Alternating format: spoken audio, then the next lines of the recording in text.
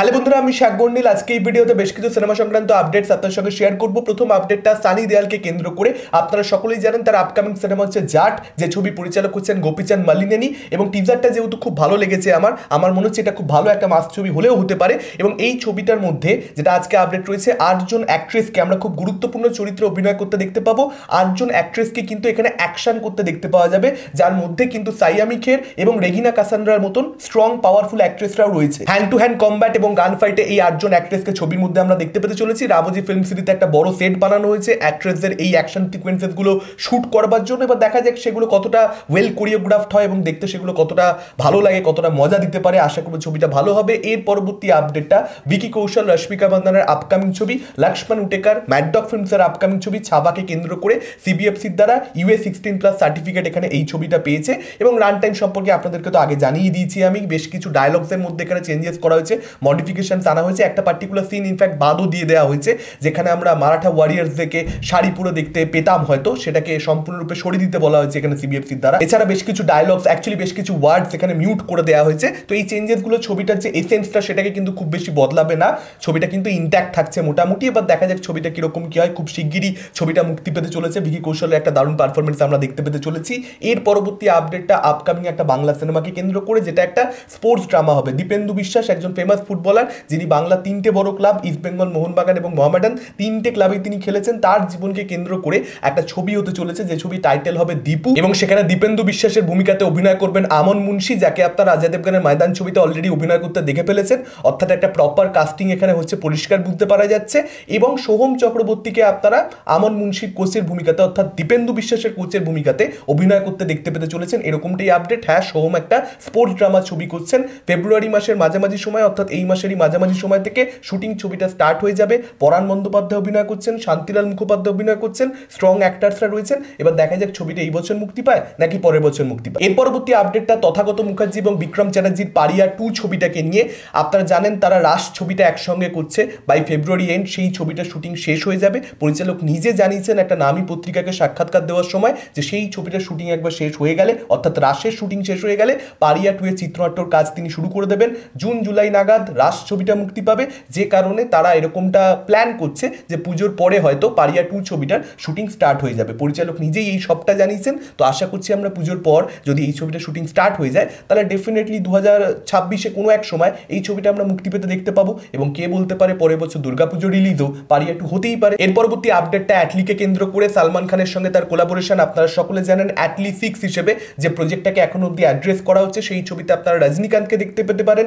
এছাড়াও এই ছবিটার ব্যাপারে যেটা আপডেট প্রিভিয়াসলি আপনার সঙ্গে আমি শেয়ার করেছি, এটা একটা রিইনকার্নেশন ড্রামা হবে, একটা পিরিয়ড ছবি হবে। তো এই ছবিটার ব্যাপারে যেটা আপডেট, সালমান খানকে ওজন কমাতে হবে এই ছবিতে অভিনয় করবার জন্য।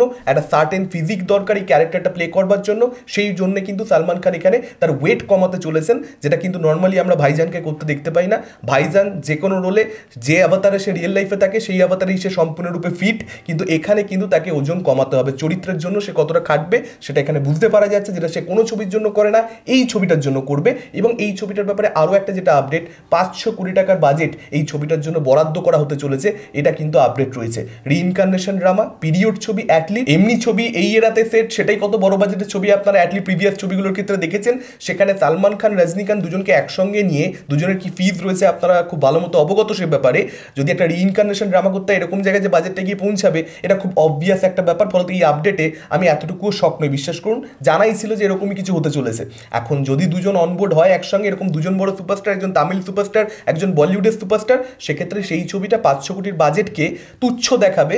ফার্স্ট ডে রিলিজ হলেই যে সেটা একটা বিভৎস ওয়ার্ল্ড ওয়াইড গ্রস আনবে, আপনারা সেটাও জানেন। ফলত এখানে যারা প্রডিউসার রয়েছে তারাও কোথাও একটা ছবিটার পেছনে এত খরচা করতে ভয় পাবে না। এর পরবর্তী আপডেটটা রণবীর সিংকে কেন্দ্র করে। আপনারা সকলেই জানেন তার আপকামিং সিনেমা ধুরন্ধর পরিচালক হচ্ছেন আদিত্য ধর। এই ছবিটার ব্যাপারে আপডেট প্রিভিয়াসলি ছিল যে এই ছবিটা এই বছরের শেষ ভাগে সম্ভবত মুক্তি পেয়ে যাবে। ডিরেক্টর কিন্তু নিজেই সেটার কনফার্মেশন রিসেন্টলি দিয়ে দিয়েছেন যে হ্যাঁ, তারা কিন্তু এই বছরের শেষ ভাগে, অর্থাৎ ডিসেম্বর মাসে টার্গেট করছে এই ছবিটাকে রিলিজ দেওয়ার জন্য।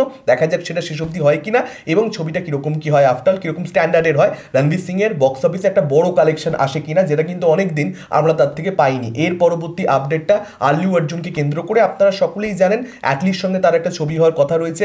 বিভিন্ন মিডিয়া রিপোর্ট সেরকমটাই সাজেস্ট করছে। বহুদিন ধরেই এই আপডেট ঘোরাফেরা করছে। আমি আপনাদেরকে অলরেডি জানিয়েছি বহু ভিডিওর মধ্যে। আজকে এই প্রজেক্টটাকে কেন্দ্র করে যেটা আপডেট, এই এই ছবিতে কিন্তু সাই আভ্যঙ্কর তিনি কিন্তু এই ছবির মিউজিক করবেন, অনিরুদ্ধ কিন্তু এই ছবির মিউজিক করবেন না। এখন সাই আভ্যঙ্কর তিনি এই ছবির মিউজিকটা কতটা ভালো করেন, অনিরুদ্ধের লেভেলে সেটা হয় কিনা, অনিরুদ্ধকে সরানোর এখানে ডিসিশনটা মেকাররা কেন নিচ্ছে, কেন সাইকে এখানে তারা অনবোর্ড করছে, সেটা ভবিষ্যৎ আমাদেরকে বলবে, সময় বলবে। অপেক্ষা করতে হবে আমাদেরকে ছবিটা দেখবার জন্য, এবং ছবিটা বহুদিন বাদে আসবে সেটাও আপনারা নিশ্চিত থাকতে পারেন। বলার অপেক্ষা রাখেন আমার। আপনারা জানেন ত্রিবিক্রমের সঙ্গে আল্লু অর্জুনের ছবি রয়েছে, সেটা হবে, তারপর হয়তো এটা শুরু হবে, হয়তো, এখনো নিশ্চিত কিছুই নয়। আর এই ছবিটাকে প্রডিউস করবে কিন্তু সান পিকচার্স, এটাও আজকে আপডেট আসছে। দেখা যাক অফিসিয়াল অ্যানাউন্সমেন্ট মেকারদের তরফ থেকে কবে আসে।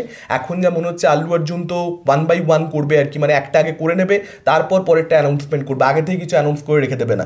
একটা ছবি সময় দিয়ে 2-3 বছর ধরে বানাবে, সেটা কিরকম ব্যবসা করছে, তারপর পরের ছবিটাকে অফিসিয়ালি অ্যানাউন্স করবে। একসঙ্গে 2-3টে ছবিকে অফিসিয়ালি অ্যানাউন্স হয়তো করে রাখবে না। লেটস সি, হয়েও যেতে পারে। আফটার অল অ্যাটলিস্ট সঙ্গে কোলাবোরেশন, যে কোনো কিছু পসিবল। আপনাদের কি মতামত এই আপডেটগুলোকে কেন্দ্র করে?